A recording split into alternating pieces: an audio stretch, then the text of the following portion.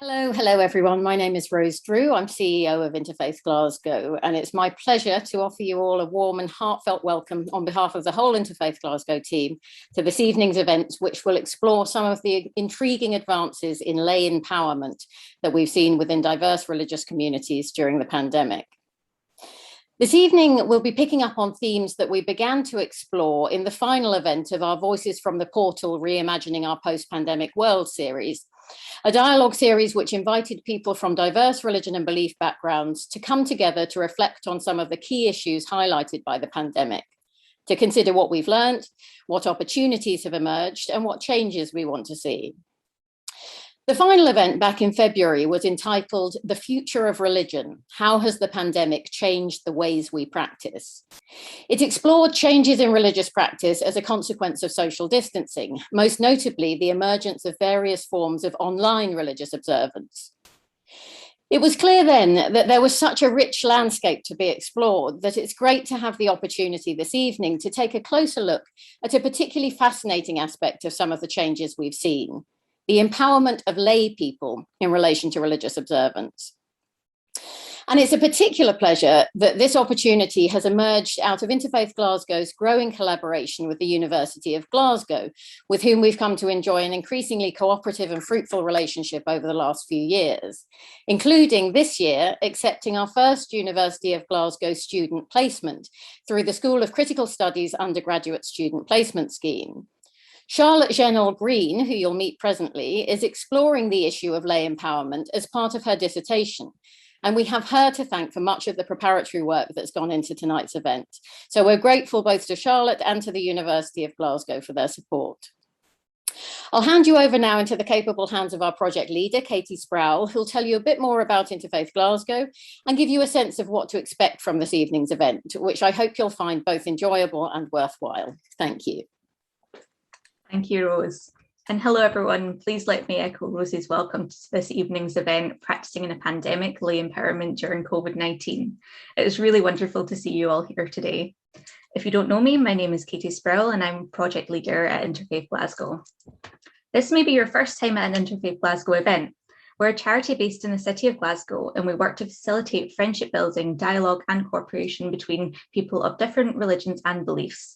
Our goal for events such as this evening's is to host people from these diverse backgrounds, allowing them the space to discuss their religions and philosophical beliefs and practices, and the bearing that these have on pressing contemporary issues, together with people who believe and practice differently.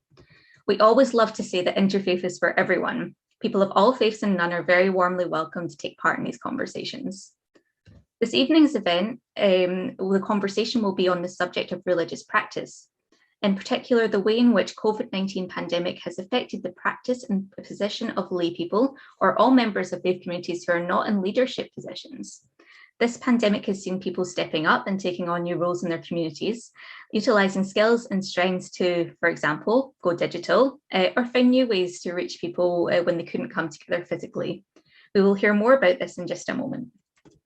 We will hear from 3 speakers from Christian, Jewish and Muslim traditions, all who have played very different roles in their communities during the pandemic. And then there will be time for you for all to answer your questions. We will then break into small discussion groups to reflect on your own experiences within the pandemic, including any work that you've done within your community and any reflections you may have had on the work that you've seen others undertake. As always, if you don't intend to stay for these breakout sessions, please do direct message your tech host today, who is Rosie Burrell. This is just to make sure that we have an even balance of numbers in the rooms. And also, just to let you know, we may need to interrupt our speakers to let them know they're nearing the end of their time. We always want to hear more, but we also need to make sure we stick to our schedules. So you may hear us verbally give the speakers their time. Tonight's event, as Rose mentioned, is the first event organised with support from a student placement.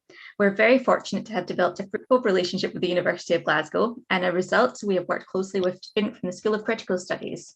It's my pleasure to introduce you to Sharlotte Jennell Green. Sharlotte Jennell Green is a student at the University of Glasgow. She is studying for her Bachelor of Divinity with a view of going into ordained ministry within the Scottish Episcopal Church. So I'll now hand over to Sharlotte, who will tell you a bit more about tonight's programme. Sharlotte, over to you. On March the 11th, 2020, the World Health Organization declared the COVID-19 virus a pandemic. This would have a dramatic effect on the ability of the people in Scotland and around the world to practice their faith, including regular attendance at worship services, as well as other group practices such as meditation, prayer groups, and major festivals. This impact would affect most faith communities in Scotland and around the world. Let us watch a brief video on how one faith leader reacted to this time of pandemic. This video is an advert for a social media platform, but nevertheless, it comes from a faith community and conveys something of the spirit with which many communities responded to lockdown, even if it hasn't always been as easy and widely successful as this video may suggest. You know, when COVID hit and the synagogue closed, I did not want faith to be furloughed. I remember that evening deciding that we're going to go online. I thought it would just be for the day. I thought it would be a demonstration of let's keep going, that sort of thing. I remember setting up my little camera at home and thousands of people came to view our service. Hanukkah is one of the most observed, loved, appreciated times of the year. We decided to take Hanukkah to 8 different locations around the city, but we didn't have our 8th night until that call came and Ellen Road were going to open their doors. And they came in their droves. Leeds, America, Israel, Australia. And never before had there ever been this sense of online community. Facebook gave me the opportunity to bring faith to people at a time where they needed it most. In lots of communities, it wasn't the religious leaders, as we've seen in this video, it wasn't the religious leaders who made the move online possible. It was lay people stepping up and helping out. And of course, moving worship services online wasn't the only way communities avoided faith being furloughed. You will hear 3 distinctly different voices tonight on how they have reacted to this time. This event will focus on the impact upon the voices of those in non-clerical positions within various faith groups, both in the lead up to the suspension of faith services and the impact that this has had in the last 18 months. The concept of lay empowerment is something I have a keen interest in, both from my own faith background, as well as from an academic standpoint. In a society where power imbalance is being challenged in all walks of life, I think it's important that ordinary faith community members are able to help shape the faith of tomorrow from the various backgrounds from which they hail. And so I'm delighted to introduce you to 3 amazing speakers today who are already doing just that. We will start with Steve Aisthorpe, then hear from Ruth Colin, and we will then have a short break and then finish with our 3rd speaker, Khadija Afandi. So now for our first speaker, Steve Aisthorpe. Hi everybody, great to be with you. Thanks very much, Charlotte, for that. I am just going to share my screen with you. Okay, I think you're all seeing that. So yeah, Charlotte has kind of said where I'm coming from, in a sense. We all see the view from where we're standing, don't we? And we're all standing in slightly different places. So I live in this small village in the Highlands. There is a church in the village, only one church. It happens to be the Church of Scotland. So usually Sunday morning, I gather in this building with other people from the village. And for the last 18 months, it's people from this village that I've been gathering with on Zoom week by week. And then, as mentioned, I also work for the Church of Scotland as a development worker. And so when asked to share this evening from my experience, well, part of my experience is being part of this little village church. But also part of my experience is hearing from a lot of people kind of up and down the country over the last 18 months in the course of my work. Charlotte mentioned the listening project. So let me explain a little bit about what that was about. So basically from November last year until February this year, we invited people from across the church to take some time to pause and reflect on how the pandemic and its effects had impacted their experience of faith and church, and then to share their thoughts in their own words. So just very open questions, no kind of pre-formed survey.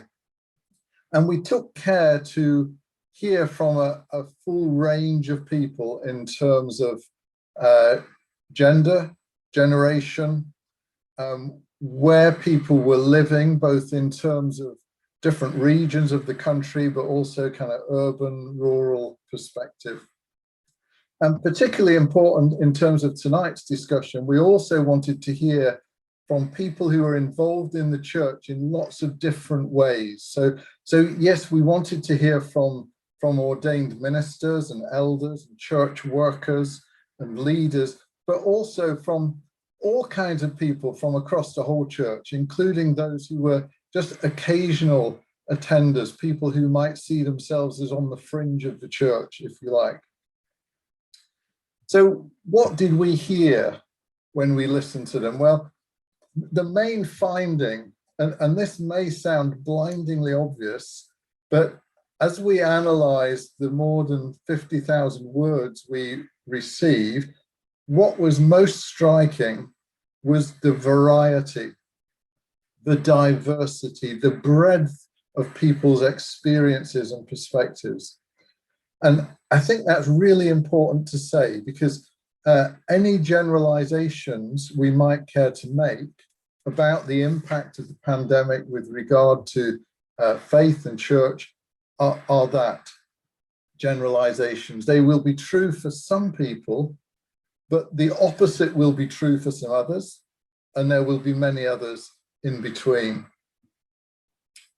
What I can tell you is that most people we heard from said that their faith had actually been deepened or strengthened or rejuvenated during the pandemic. So here's a couple of examples from people we heard from. For me, the most significant positive is that my faith has deepened.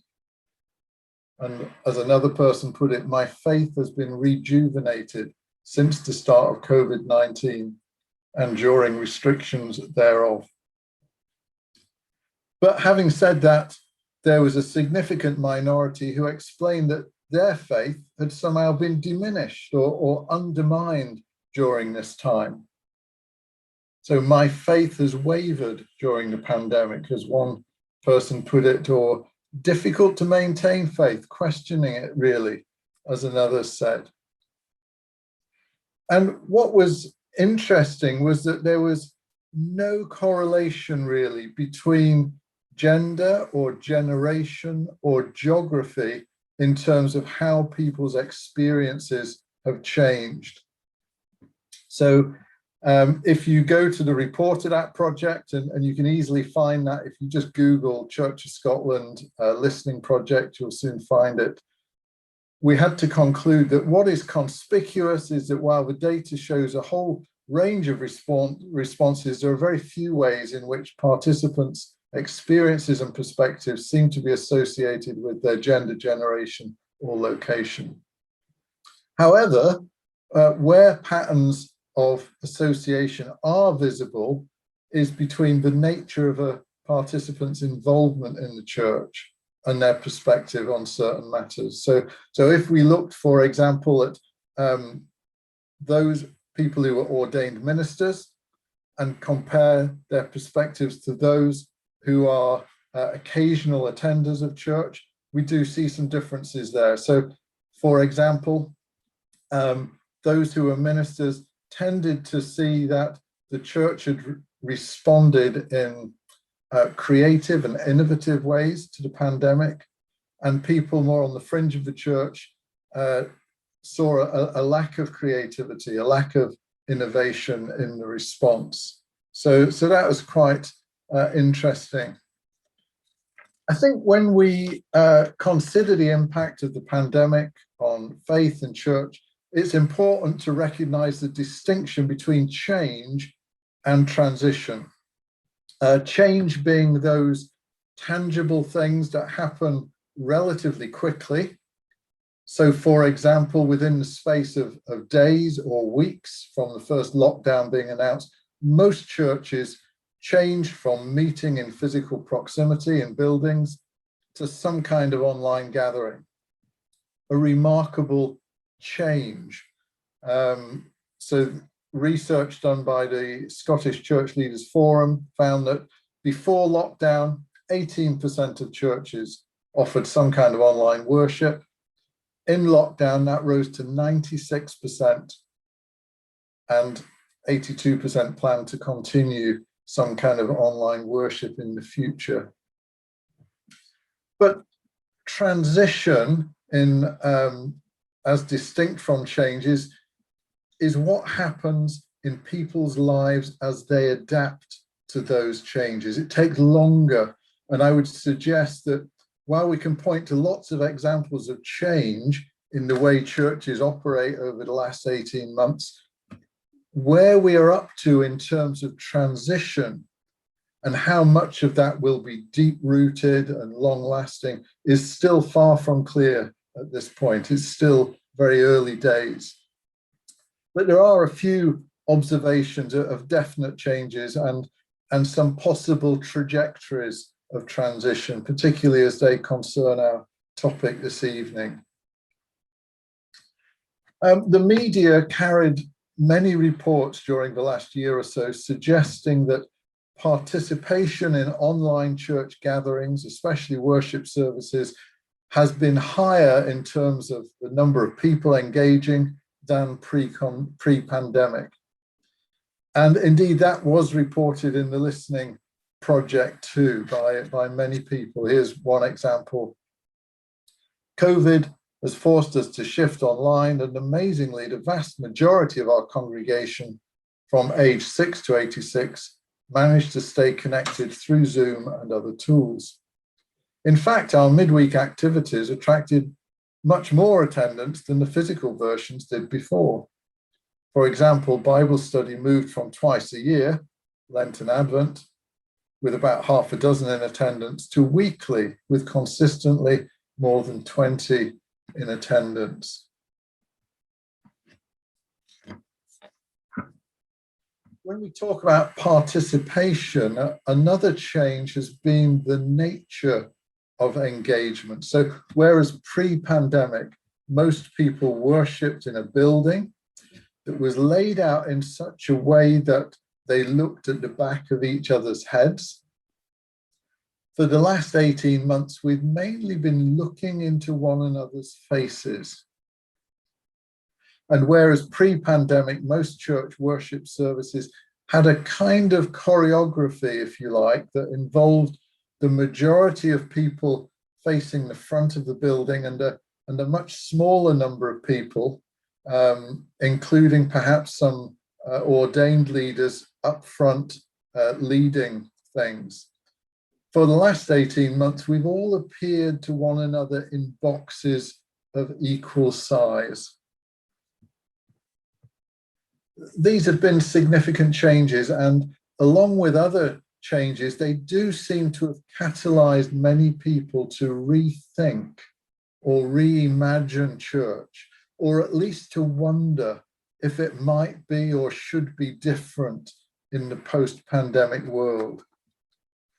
So in terms of the listening project, about half of contributions indicated that people had been wondering about how church might be different in the future to the past. Here's a couple of voices we can listen to tonight. So one person said, church needs to drive forward change, too building centric. needs more pioneer and community-based ministers to address the needs of people and where they are at, as opposed to focusing upon traditional forms of worship with fellowship time afterwards. Another one said, get out the building. Consider how to use outside green spaces. Trust him. What is important? Jesus, the Bible, personal time with God, community, love and connections, sharing the gospel, a time to refocus. It's exciting.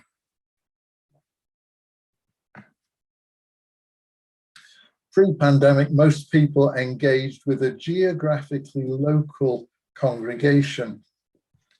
With most churches having an online presence over the last 18 months, many people have taken the opportunity to go traveling, virtually at least, to participate in worship, prayer, and other activities in places other than those physically nearby.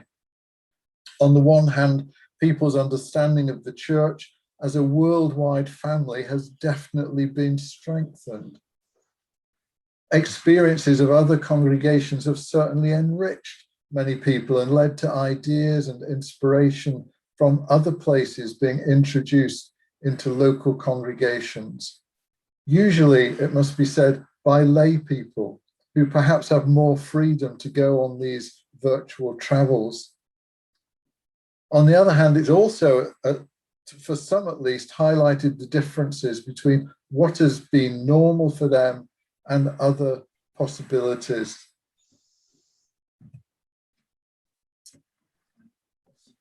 Overall, the changes brought because of the pandemic have meant new opportunities for different kinds of involvement for many lay people.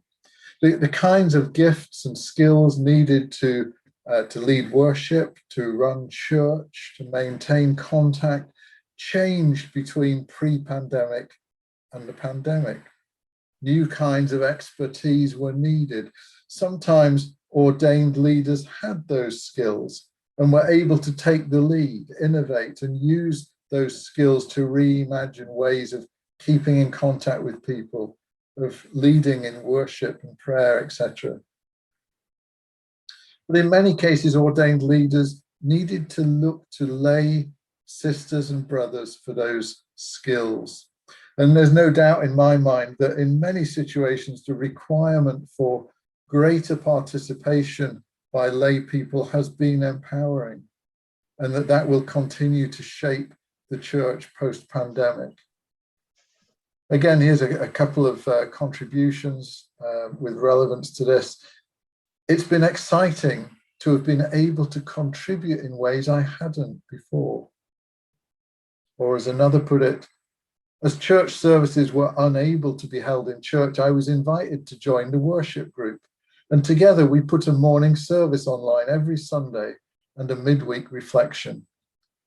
The Sunday service has continued online every evening for those still unable to attend church. It's been so rewarding in seeing people working together, being guided by God and growing in their faith and confidence in sharing their faith with others. Dave, just to let you know that is nearly time to wrap up. Okay, thank you. Thank you. So I would close by pointing out that both from the listening project and from my own experience, the main factor influencing how the pandemic has shaped congregational life for people has been the health of the church pre-pandemic.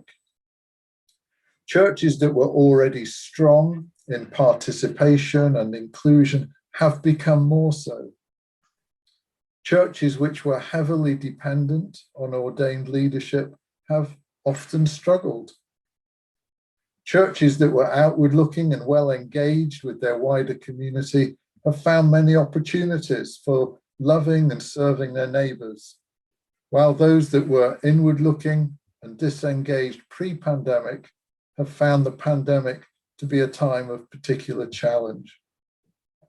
So thanks for listening, and I look forward to hearing from the other speakers and from all of you as we discuss later on. Thank you.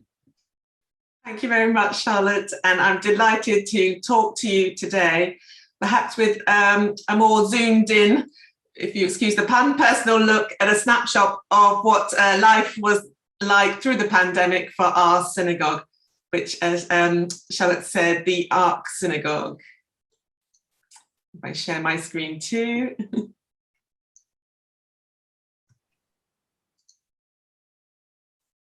Okay.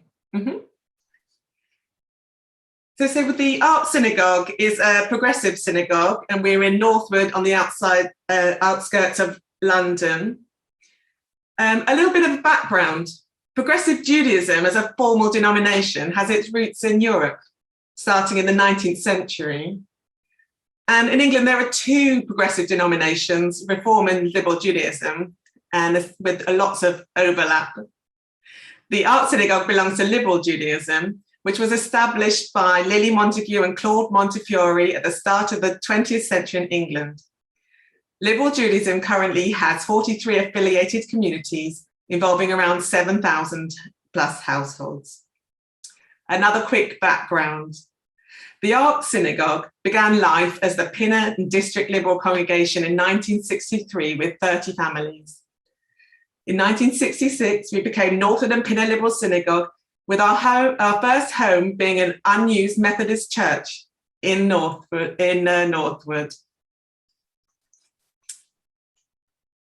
Later in 1979, we purchased redundant local council offices and were able to build our current synagogue and community centre.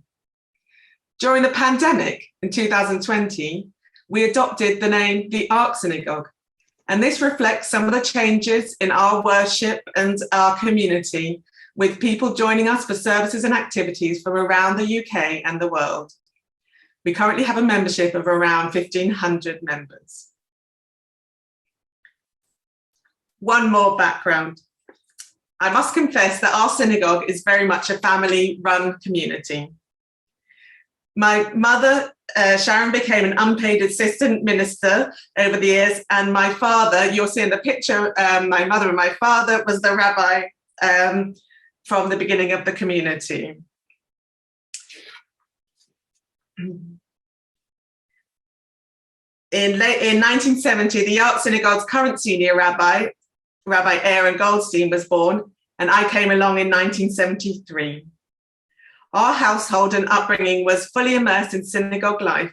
A rabbi's job is 24/7, as in those days was that of the rebbitzin, the rabbi's spouse, with my mum taking on a full, if unpaid, role, creating a nationally recognized care program, as well as caring for all aspects of shul community life that doesn't come under a rabbi's job description.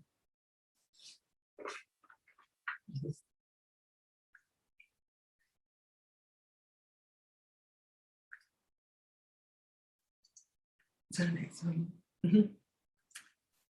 Having studied music at Purcell School and then university, I worked first for the London Symphony Orchestra as an education officer, and then ran the education program at Wigmore Hall.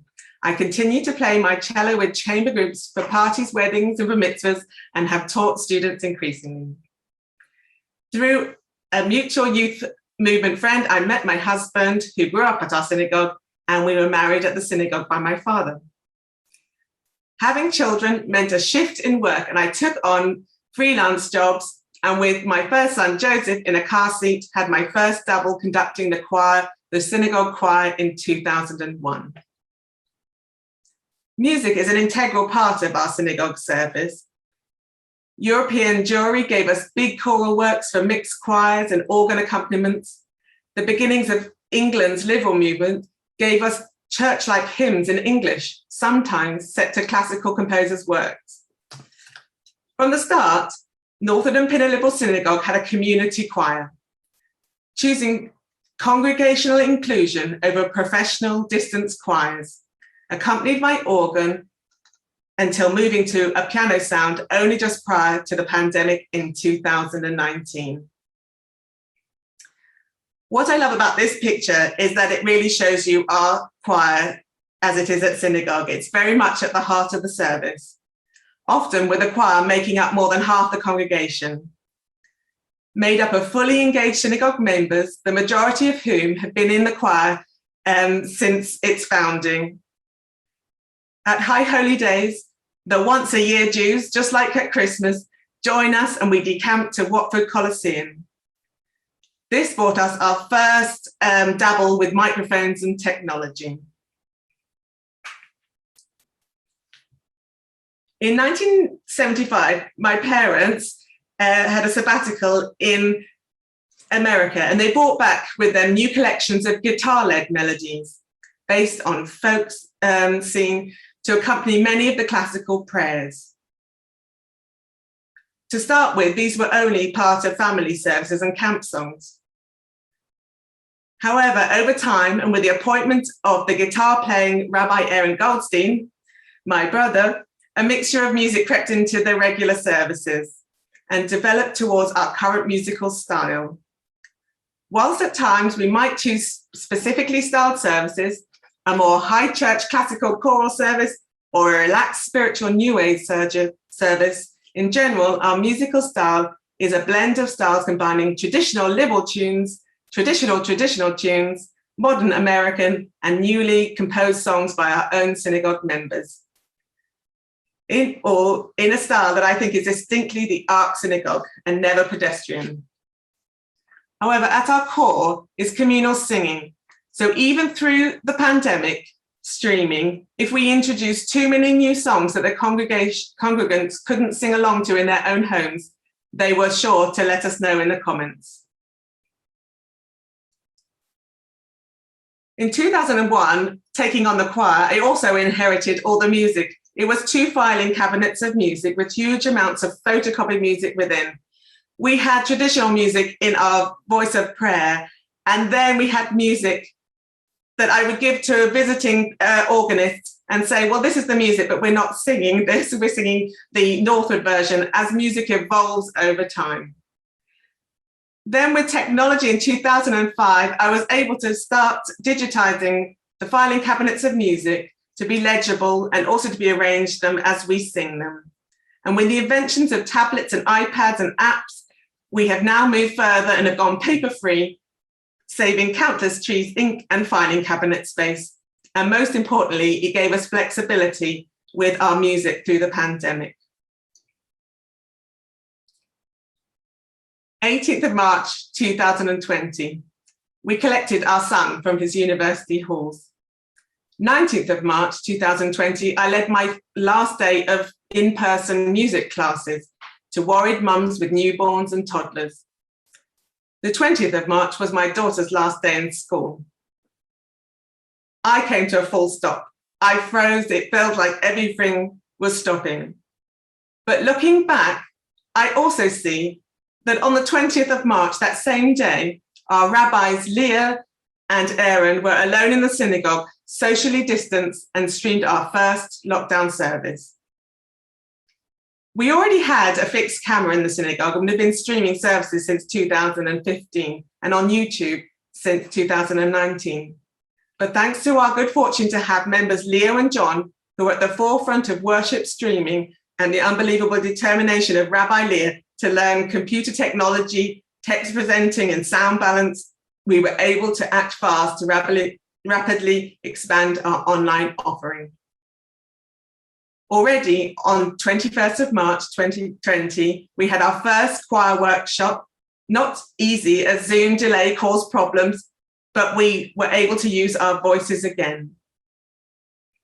Other services moved online. Tot Shabbat became a very popular weekly service that the rabbis presented to our little ones and families, and they joined in on Zoom. Festivals had to be moved online. Passover Seders were on Zoom with scores of families following the rituals whilst in their own home.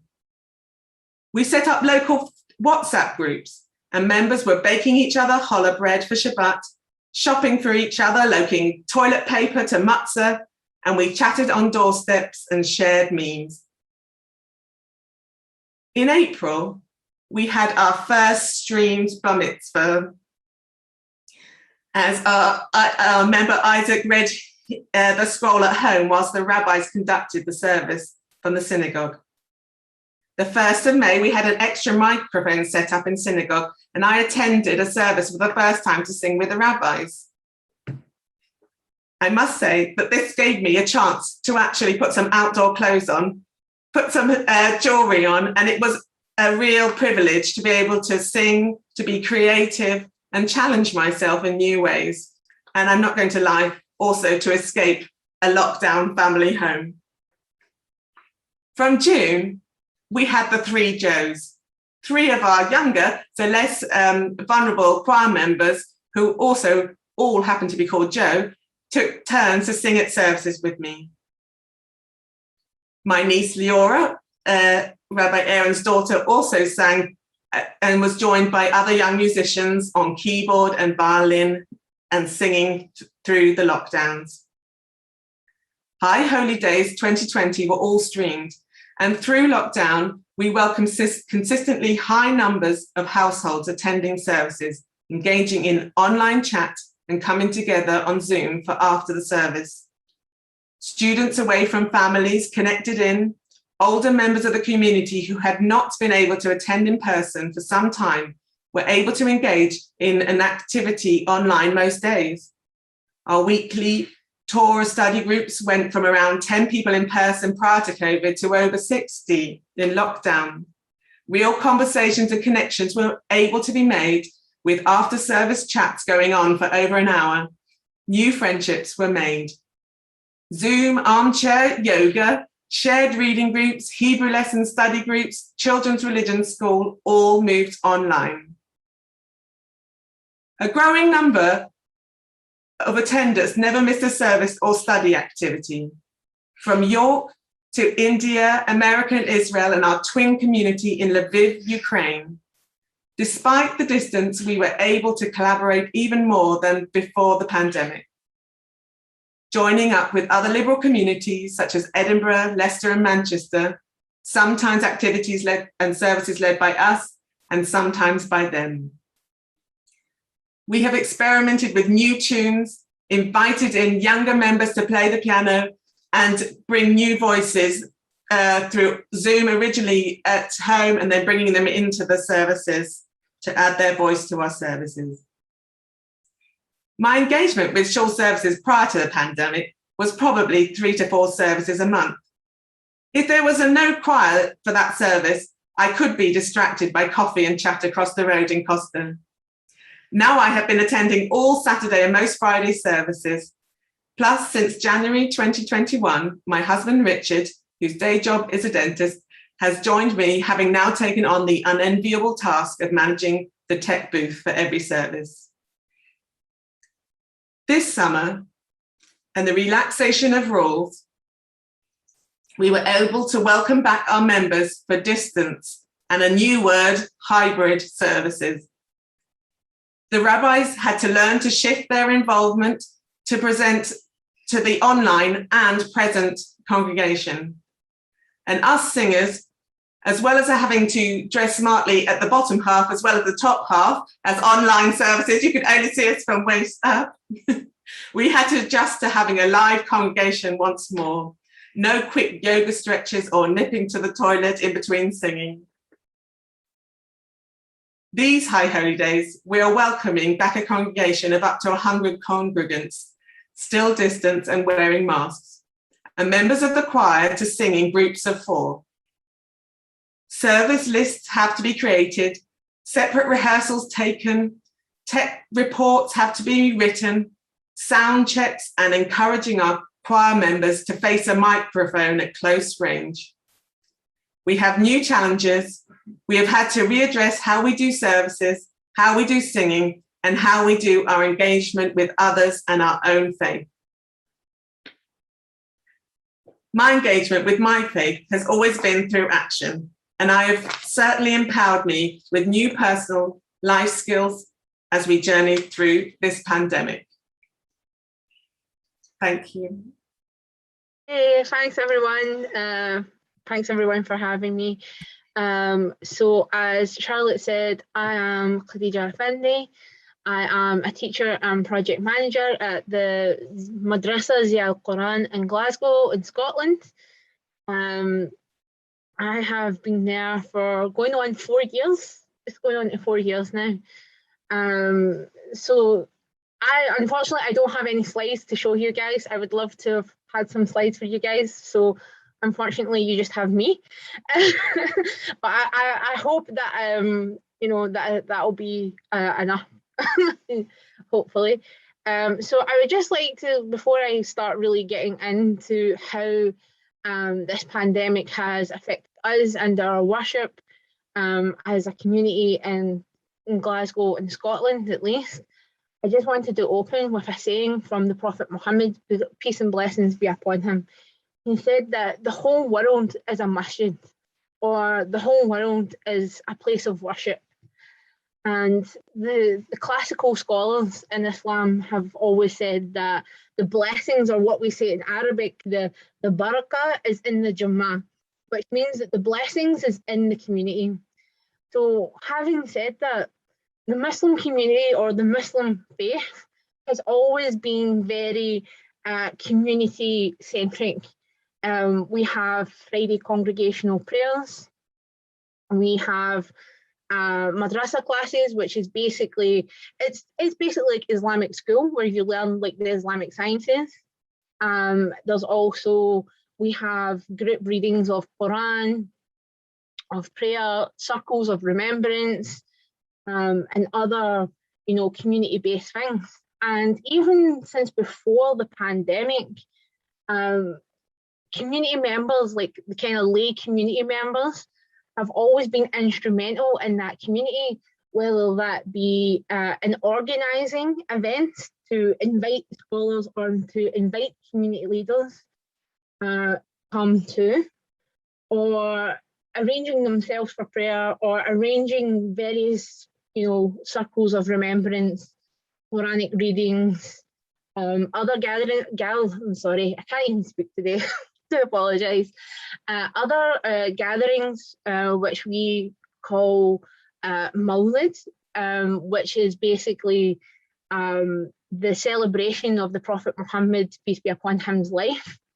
And throughout pockets all over the city, at least, like, you have so many community members coming together, arranging these, organising these, organising charity events, organising many different things throughout the community, and this was previous to the pandemic. So going forward, the thing that worried us the most as a Muslim community was thinking, what are we going to do? How are we going to deal with this? Because as I said, we have always been a very community-based or community-centric faith. So the real worry was, how are we going to get the children into their classes? How are we going to gather and see each other? How are we going to, you know, take, you know, the circles of remembrance, which for some people in our community were massive lifelines, these gatherings, these Quranic readings. So when it was starting, like, to kind of kick off the pandemic, these were the things that we were thinking about, like, you know, lay people, scholars, community leaders alike. These were all the things that we were thinking of, were all the things that we were panicking about. And for the Muslim community, especially like the lay people, we have seemed to just pull together. We have just totally pulled together.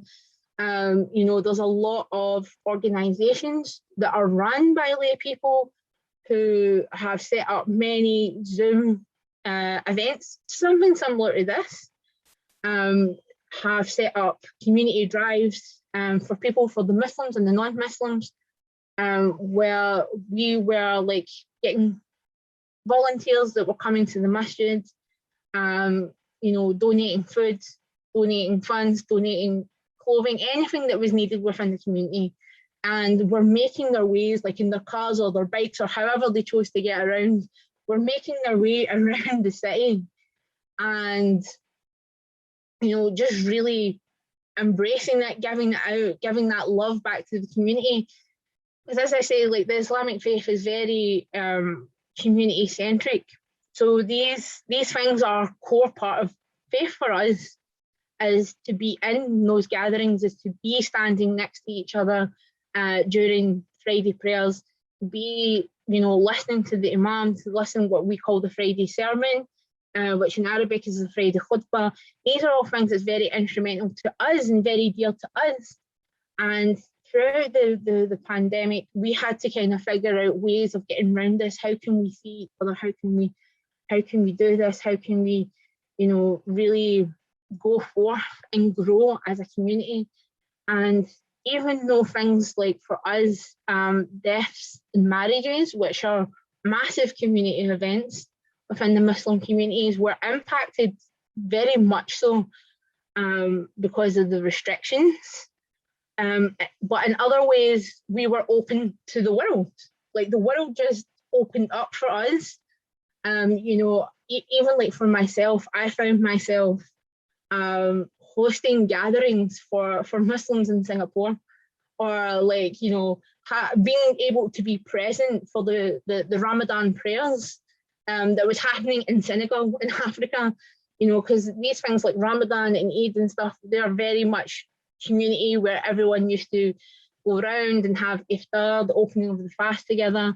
And these much were very effective. So we had to be instrumental in that. Like, how do we deal with this? So going forward, we were having Zoom meetings. We were literally, when it was coming time, like, to break fast during like the month of Ramadan, we were patching in Zoom meetings from people from different places who might have been alone, like, people who were new to the religion or anything else. And we were breaking fast together. Even though we weren't together physically, there was that feeling that, we are not alone in this. We are sharing this together. We are sharing this moment. And, and that opened up a lot of other things as well. Lay people, especially in the Muslim community, were concerned about mental health. So there was a real need for that mental health support. So then going forward, the lay people voiced that they need something to help with mental health within an Islamic sphere, what's going to help them get through these difficult moments. And the scholars responded, and the scholars, especially even in my masjid, we set up a mental health centre basically as well, where we have trained counsellors both in the secular world and the Islamic world to come in, and just to have Zoom meetings with clients, with parishioners who want to come, who want to speak to somebody. It opened up, like as some of the other speakers were saying, Zoom groups and WhatsApp groups, and so even though like the pandemic had essentially shut the world down, but on a digital sphere, it really opened the world to us, because we were getting access to people we had never had access to before. So like I said, like, we were doing Zoom calls for gatherings in Singapore, gatherings in Senegal, gatherings and even back in Yemen, gatherings all over the world. We were having access to like the very, very best of people to take from and to seek comfort from in this pandemic. So in one sense, where there was the panic that everything was shutting down and our community core was somehow being taken from us, in the other sense, we were given much, much more. We were just, our whole world just expanded. And, and the lay people were very instrumental in that. Like there were some, like they supported us in some of the big ways. Like I remember some of my students, even myself, because I'm a technological dinosaur. I'm terrible with these kind of things. I'm so bad. And like some of my students who were like in university doing like media and stuff like that, they really stepped in and like, oh, we'll help you, Ustadha. Like they set up things, they sent me things I could use to do like podcasts. A lot of our community members made podcasts where they brought in people talking about different things, everything from mental health to scholarship to things that us as Muslims, what we identify with, what what we find comforting, and just a range of topics was opened up as well. So, you know, we couldn't get through this pandemic if we didn't have each other. And through having this pandemic, we made new friends.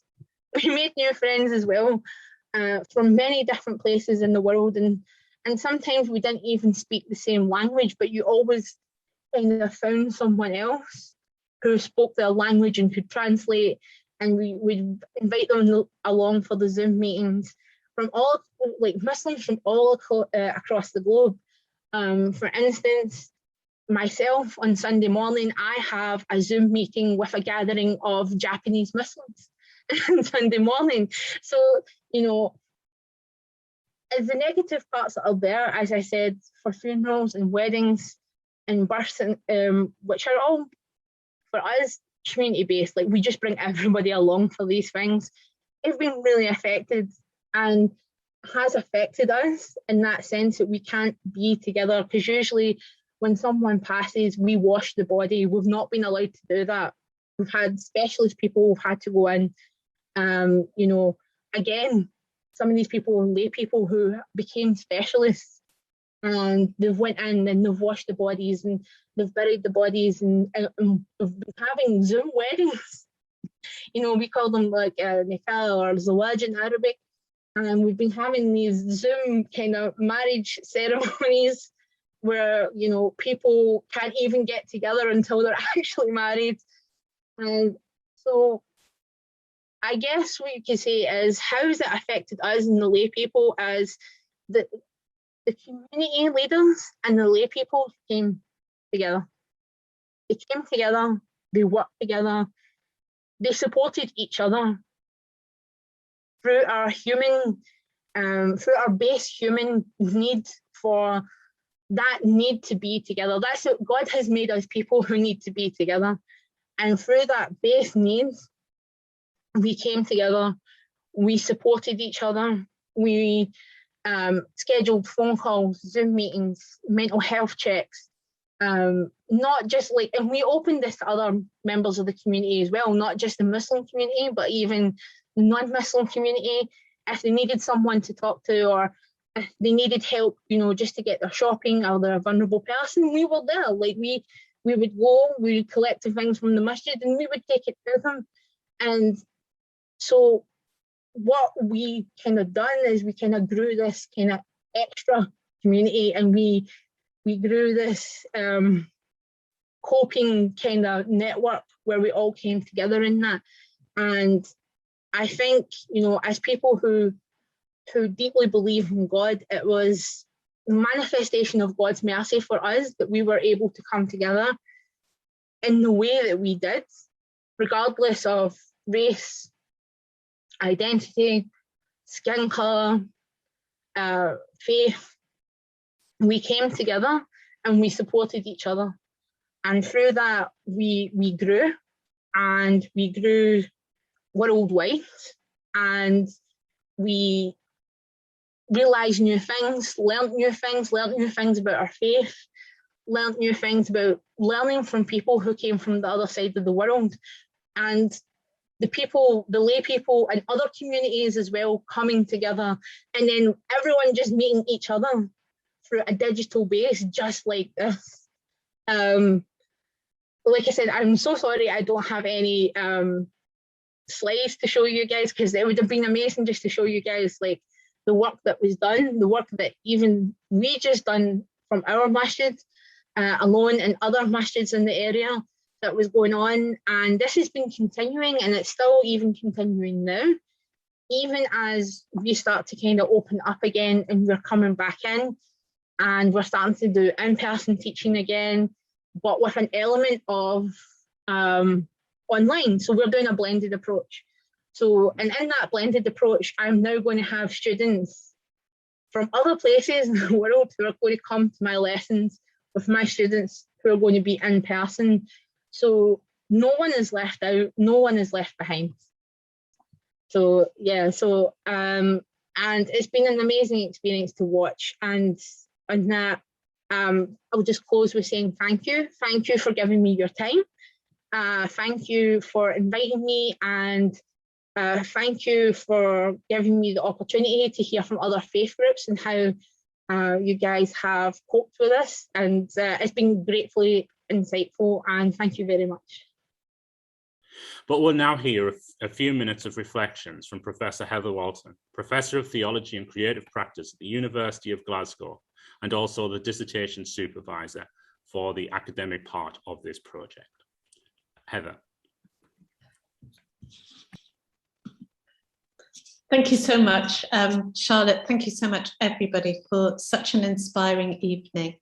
It's been enthralling to be part of the conversations that have taken place and to share in Interfaith Glasgow's work of inspiring conversations that lead to conviviality amongst us. And that sense of conviviality, I think, has pervaded everything that's happened tonight. The down-to-earth sharing of things that matter very much to us. Many of these are positive, but some of them are painful.